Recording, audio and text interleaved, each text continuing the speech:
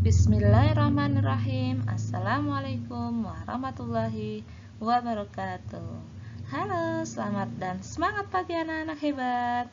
Ya, di minggu kali ini kita akan kembali belajar bahasa Indonesia tema 2, subtema 3. Nah, anak-anak, tujuan pembelajaran kita hari ini hampir sama dengan minggu lalu, yakni dengan membaca teks, siswa dapat menyebutkan informasi terkait dengan pertanyaan apa, di mana, kapan, dan siapa.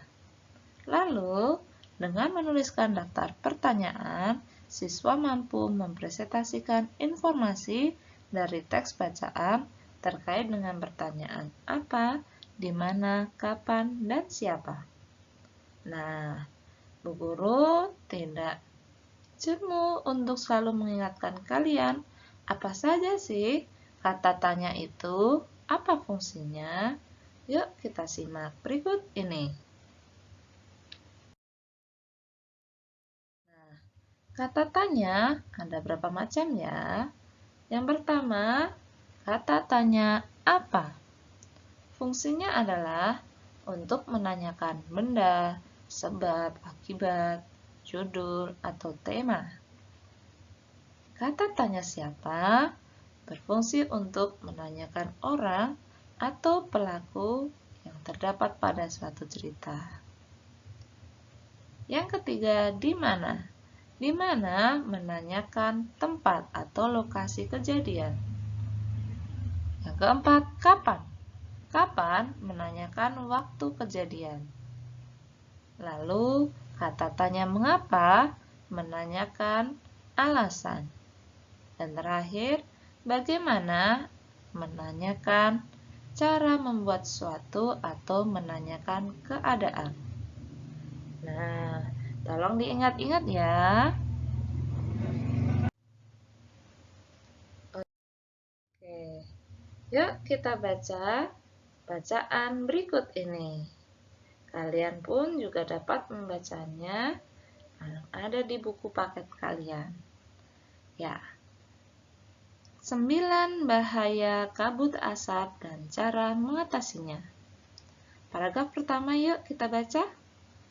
Kebakaran lahan dan hutan telah menjadi bencana kabut asap. Pemerintah sudah berusaha mematikan titik-titik kebakaran, tetapi hasilnya kabut asap masih ada.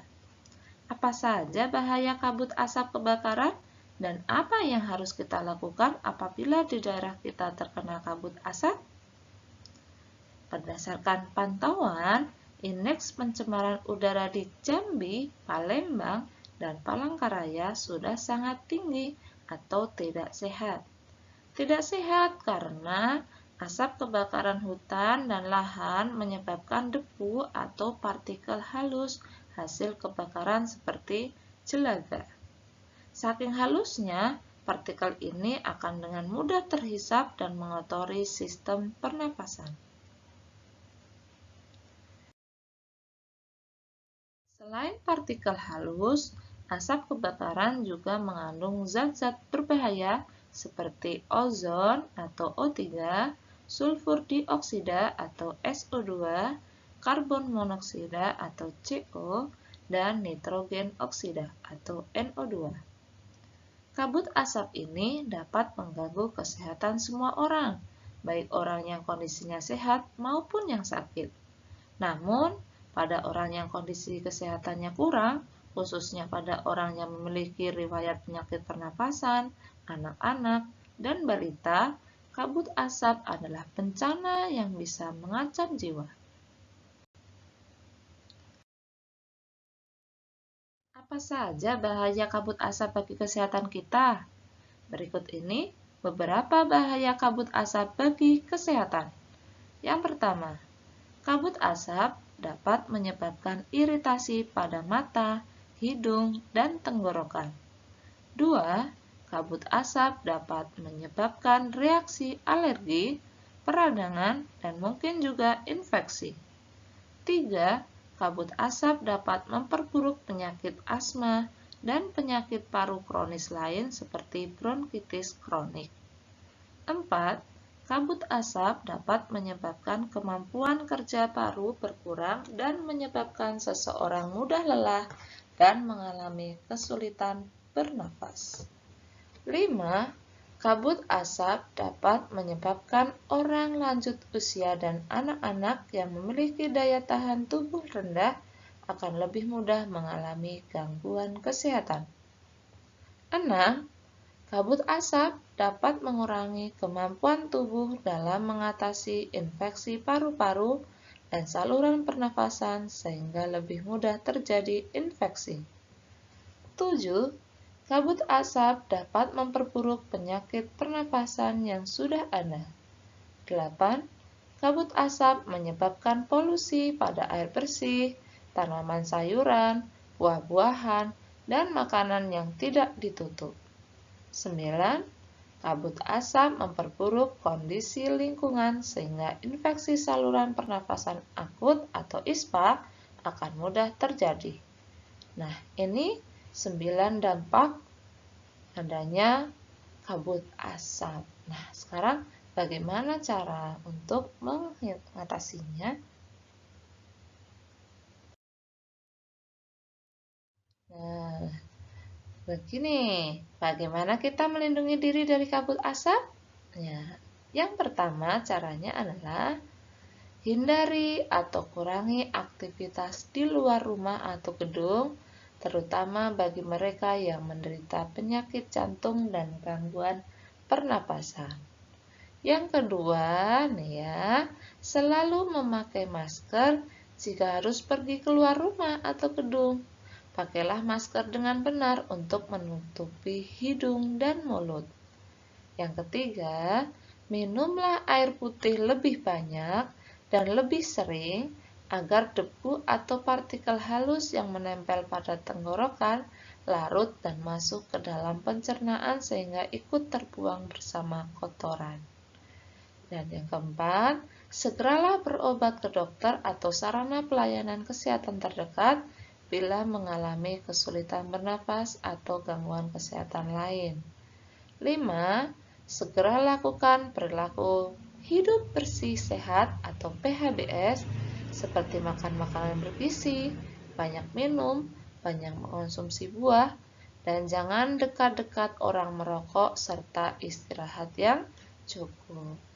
Yang keenam, upayakan agar asap dari luar tidak masuk ke dalam rumah atau gedung. 7.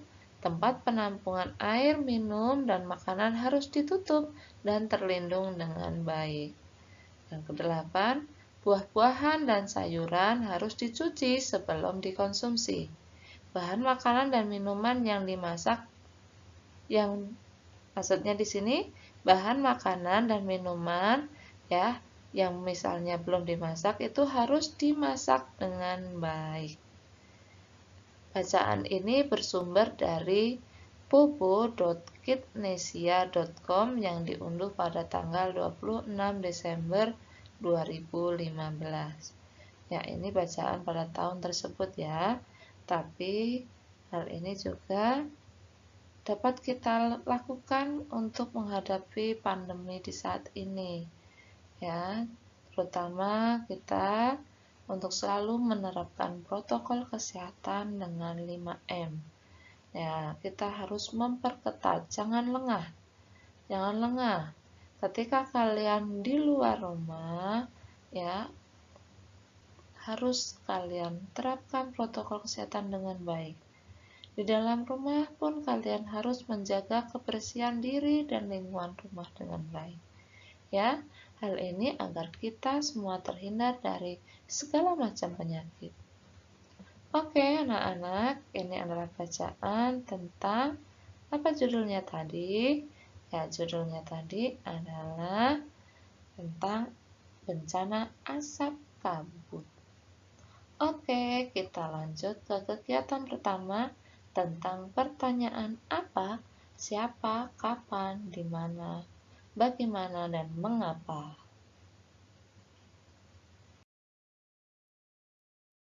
Nah, yuk kita menulis pertanyaan berdasarkan isi bacaan. Nah, minggu lalu kalian telah belajar membuat pertanyaan sesuai dengan isi bacaan. Kali ini Ibu akan memberikan beberapa contoh, lalu kalian nanti teruskan dengan membuat pertanyaan lain yang sesuai dengan bacaan tadi. Oke, kita mulai dengan paragraf yang pertama. Di sini, paragraf pertama, kita bisa mengambil kalimat yang dapat kita buat menjadi pertanyaan. Dengan kita membuat pertanyaan, kita akan semakin paham isi dari bacaan tersebut. Oke, kita lihat kalimat paling atas. Nah, di sini kita akan dengan mudah membuat pertanyaan. Kira-kira apa ya? Kata tanya yang bisa digunakan untuk membuat pertanyaan sesuai dengan kalimat ini. Ya, kita gunakan apa? Nah, apa judul bacaan di atas? Pastinya kalian bisa menjawab. Apa judulnya? Ya, jawabannya 9 bahaya kabut asap dan cara mengatasinya. Lalu kita ambil kalimat di paragraf pertama. Kalimat pertama. Nah, kebakaran lahan dan hutan telah menjadi bencana kabut asap. Kira-kira pertanyaannya yang dapat kita gunakan apa ya? Nah, kita bisa menggunakan kata tanya apa? Apa penyebab terjadinya bencana kabut asap? Apa kira-kira jawabannya? Pastinya jawabannya penyebab terjadinya bencana kabut asap adalah kebakaran lahan dan hutan. Nah, kita lanjut ke kalimat selanjutnya. Nih, masih di paragraf pertama, kalimat kedua. Pemerintah sudah berusaha mematikan titik-titik kebakaran, tetapi hasilnya kabut asap masih ada. Nah, di sini ada kata kunci pemerintah. Berarti ini adalah orang atau lembaga. Kalau untuk menanyakan orang atau lembaga, berarti kata tanyanya adalah siapa? Nah, pertanyaannya kira-kira apa? Siapa yang sudah berusaha mematikan titik-titik kebakaran? Nah, jawabannya adalah pemerintah. Nah, kalimat berikutnya dapat kita buat menjadi pertanyaan lagi. Nah, apa kira-kira? Nah, bagaimana? Bagaimana hasil dari usaha mematikan titik-titik kebakaran? Ya, hasilnya adalah kabut asap masih ada. Nah, dari paragraf 1 yang terdiri dari 1, 2, 3. 3 kalimat ini ternyata kita dapat membuat 4 pertanyaan. Nah, kalian dapat menyalin 4 pertanyaan dan 4 jawaban ini di buku tulis kalian.